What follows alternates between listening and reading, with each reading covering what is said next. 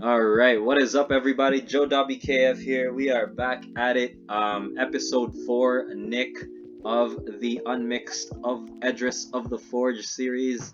Once again, just a recap, I sold this deck to Nick, I believe 3 weeks ago, and maybe a bit longer than that. And yeah, he entered it into this tournament, so we're gonna see how well it's doing. So far, it's 2-1, which is pretty awesome. Yeah, if you saw the game where he lost, there was one misplay that he told me about, which I think we all saw, but that's all good. It's all in good fun.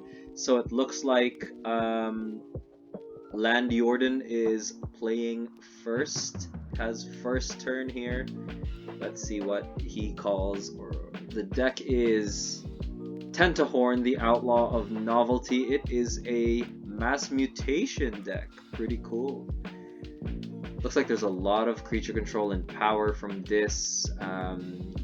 Decent speed from Logos, and quite a bit of, I think it's got a Dark Harbinger with a good amount of actions there, and Lost in the Woods. So there's a bit of a Ember generation from Untamed through the Dark Harbinger combo, and he just plays Sloppy Lab Work, which allows you to archive a card and discard a card from the Logos call, and it is Nick's turn. Alright, Untamed plays Nocturnal Maneuver for the bonus Amber icon, drops the Dust Pixie for 2, and Nick has 3 Amber versus the Land Jordan with 1. Chooses Logos this turn.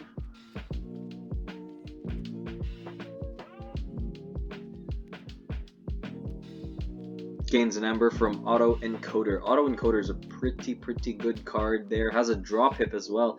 After a card is discarded from your hand, archive the top card of your deck. Cronus drops with 2 draw icons. After you resolve a draw bonus icon, you may archive a card, so that's pretty good. That is an amazing Cronus.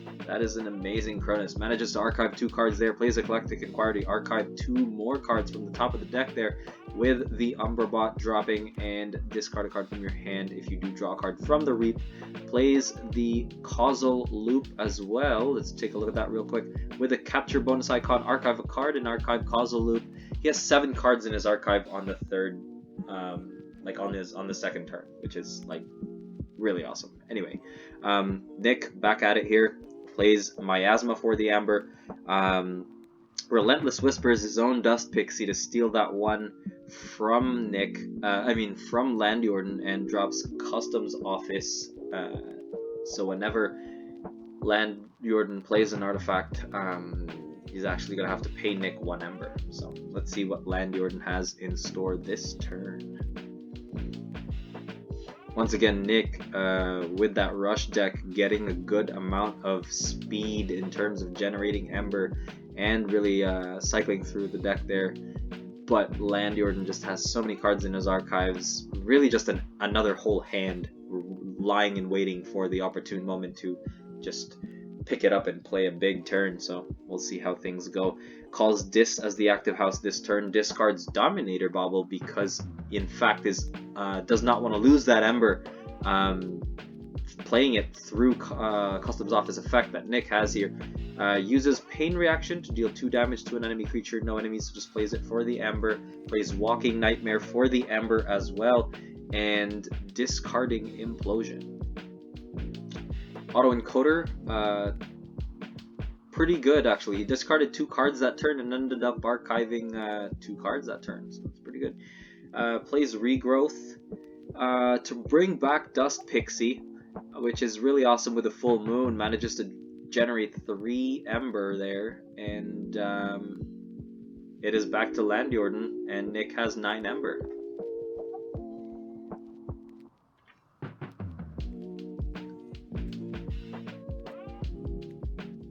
Logos picks up every card in his archive, so he's got 16 cards in his hand right now. That is a much faster deck than I had initially anticipated. Wow.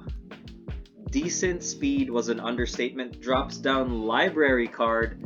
That is a beautiful combination there. Effervescent Principle comes down to have both players Ember in their pool, taking Nick down to 5 from 9, and Daughter comes down for extra draw power, right? And Professor Terato drops down, giving each mutant creature Reap, draw a card, plays Causal Loop. With the capture bonus icon, so 1 Ember is going to go to Daughter there and archives the top, archives a card and archives Causal Loop. And Umberbot's just going to go for the easy Reap to discard a card from your hand, triggering Auto Encoder and also allowing you to draw a card. Wow. Reaping with Cronus as well. Right. Really good, man. That's really, really good.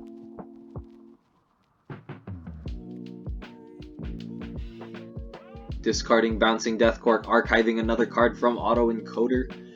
Whew, and library cards just ready. I really like the design of library card, I think, as opposed to library access, because it allows you to curate your hand because it stays on the board, it doesn't chain you. And in combination with Auto Encoder, really formidable, because you can get lucky and, you know, build that Logos turn or whatever turn you want, and then if you can trigger library cards somehow, you know, maybe through Poltergeist or something like that, then you're golden. You can play this all day. Nick plays Schuler to steal 1. Plays Control the Weak to force Landjorden into an untamed turn. Drops the Drumble down just so he can get it out of his hand. And discards Arise, draws 6, draws 6. And it is back to Landjorden. Nick is at check.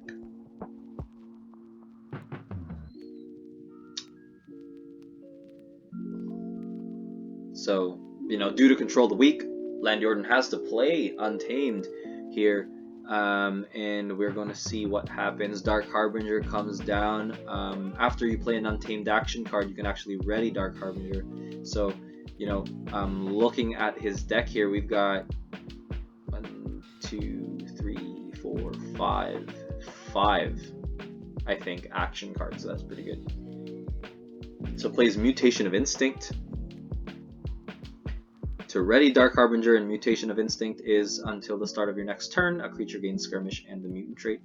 So, Reaps, that's pretty good. So that triggers Professor Terato, and that's where he's getting the draw from, which is really awesome. What a great synergy between the two there. Plays another Mutation of Instinct. Is that what I'm seeing? Yep, another Mutation of Instinct to ready Dark Harbinger. Reaps again, allowing him to draw another card. Discards Gloriana's Attendant to archive a card because of Auto Encoder. Plays Rapid Evolution to ready Dark Harbinger. In Rapid Evolution, choose a creature, give it a +1 power counter for each Ember you have. Really beefing up Professor Terato here with 8 power, so it's a 12 total. And Dark Harbinger is going to Reap again to draw 1 more. And Fandangle comes down, wow, with a capture icon as well. So one of those icons are gonna, one of these creatures are gonna have to capture another one. It looks like it's gone on to Dark Harbinger. So what an incredible turn here, with Lost in the Woods being discarded. And Nick couldn't help himself but say wow as well. Yeah, wow is right. Tough. Plays Resurgence to actually bring back some cards. Draws a card but runs out of it, so like has no more deck, so he actually has to reshuffle. Wow. Wow. This is an absolutely impressive, plays Resurgence, readies Dark Harbinger, Reaps again, draws a pip, and every time you resolve a draw icon, you end up archiving a card from Cronus. The synergy in this deck is very, very good. So that actually put Landjorden up to 10 and took Nick off a key by way of capturing from Fandangle. 5 turns in, and it looks like Landjorden's already cycled through his deck once, so that's absolutely amazing.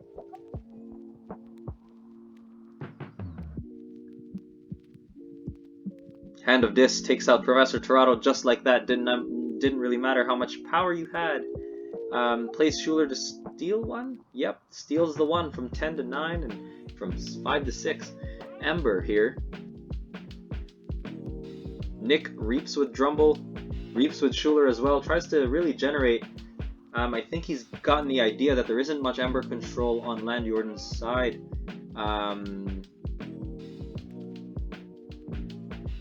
Land Jordan chooses Dis. We might have to stand corrected here because once again Land Jordan has 2 waking nightmares. Yep, plays the Waking Nightmare. Keys cost +1 for each Dis creature in play. That includes Nick's creatures, and he's got 3. So, actually out of a key there already, and drops a Cinder, the Lyco Fiend, which is a destroyed Steal 1 card, and a Cinder, which is a Reap, destroy a friendly creature. Wow. Reaps with the Cinder because of the Fandangle effect. Destroying the Lyco Fiend, actually managing to steal an Ember from Nick. That is just really tough. Picaroon actually comes in ready. Reaps.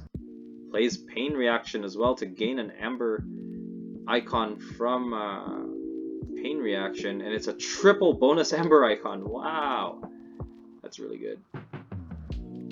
Discards Skisuno to actually archive a card because of Auto-Encoder. So the beauty of Auto-Encoder is really being showcased here because every time you discard a card, the trade-off is you get to archive one. So you're not really, you don't really feel bad for getting rid of cards that just don't fit the current situation of board state, for example. But Nick drops Schuler, reaps with Schuler, reaps with Drumble, reaps with the other Schuler here, and plays Tendrils of Pain to wipe the board. And Nick, just like that, is at 14 Ember. But he is behind 2 keys. So let's see what Land Jordan does here. Calling Logos this turn as the active house.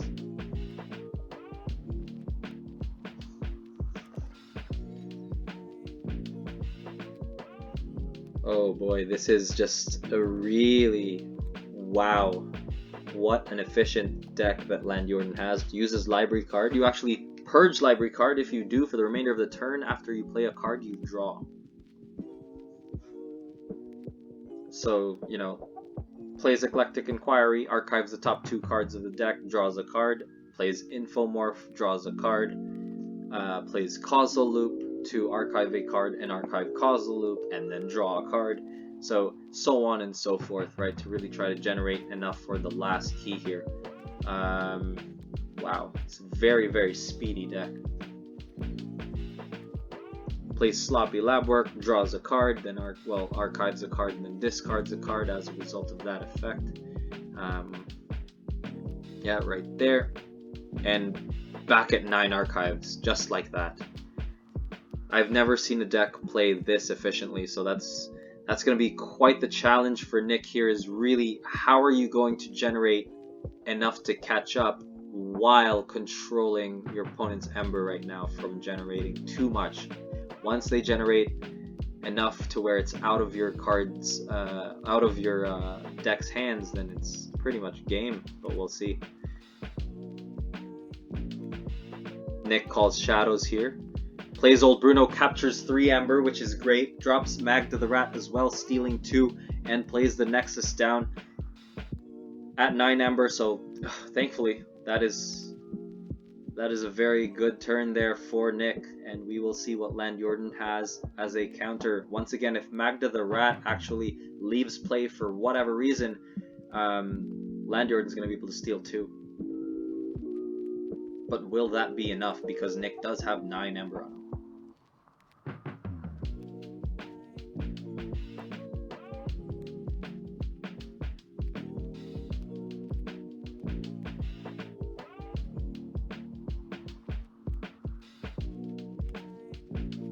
So Nick here is in check, ready to forge a second key, and Land is actually down with 3 Amber. It's tough because I don't really call Magda the Rat like as a hard Amber control card. I think it's more of, it hits me more like a capture, but it's kind of worse than a capture, because there are ways to get around capture, like Prefectus Ludo or what have you, but we'll see. Effervescent Principle is played, halving the Ember on both players' ends. So Nick actually loses 4, and then Infomorph Reaps to gain 1 there, and Bouncing Death Quark destroys Magda the Rat and Picaroon, so Landjorden gets his 2 Ember back, and just like that, it's a switcheroo with 5 Ember for Landjorden and only 4 for Nick. Back to 8 because of Old Bruno. Wow. Being destroyed as a result of Bouncing Death Quark. So really went all in with the Bouncing Death Quark there to hopefully generate enough to prevent the steal, but Nick is going to be playing an Untamed turn here, but I think that's game. Mermook makes everything costs +1, so that's going to be 7 key costs versus 8. Might not be enough. That's it, and that is game. Landjorden takes it here. Nick, unfortunately, unable to really keep up with the speed and efficiency and all of the archiving and draw power that Landjorden has here. It's really tough for rush decks that are purely Ember generation based to catch up to a deck that just provides so many options through archiving and drawing. So now it is 2-2 for Nick and Unmixed Etrus of the Forge, and just like that, I believe he's going to be eliminated from the tournament, but we will see what happens. Thank you guys so much for watching, and I hope this was as entertaining as it was on my end, because I loved watching every minute of these games. Take care, guys.